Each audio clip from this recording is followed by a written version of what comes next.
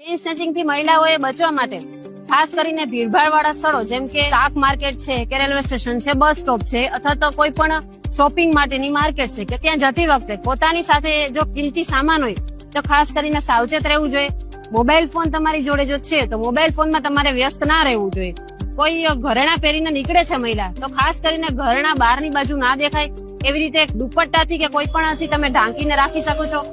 Plus કે જ્યારે રસ્તા પર જતા હોય ત્યારે રસ્તાની અંદરની બાજુ ચાલવાનું રાખવું જેથી કરીને ચેઇન સ્નેચિંગની શક્યતાઓ ઘટાડી શકાય. શંકાસ્પદ વ્યક્તિ તમને જણાય તો એને ટાળવું ના જોઈએ, એના પર ધ્યાન રાખવું જોઈએ અને જો કોઈ જરૂર પડે તો તમે ઇમરજન્સીમાં પોલીસ સંપર્ક કરી શકો છો. આ પ્રકારની કોઈ ચેઇન સ્નેચિંગની ઘટના બને છે ત્યારે તમારે બૂમાબૂમ કરવું જોઈએ, આસપાસના લોકોનું ધ્યાન ખેંચવું જોઈએ અને જો શક્ય હોય તો જે અટેક કરનાર છે એનો વાહનનો નંબર નોટ કરવો જોઈએ જેથી તમે પોલીસ સ્ટેશન આવીને જાણ કરો અને પોલીસ તમારી સાથે જે બનાવ બન્યો છે એના પર તાત્કાલિક કોઈ એક્શન લઈ શકે.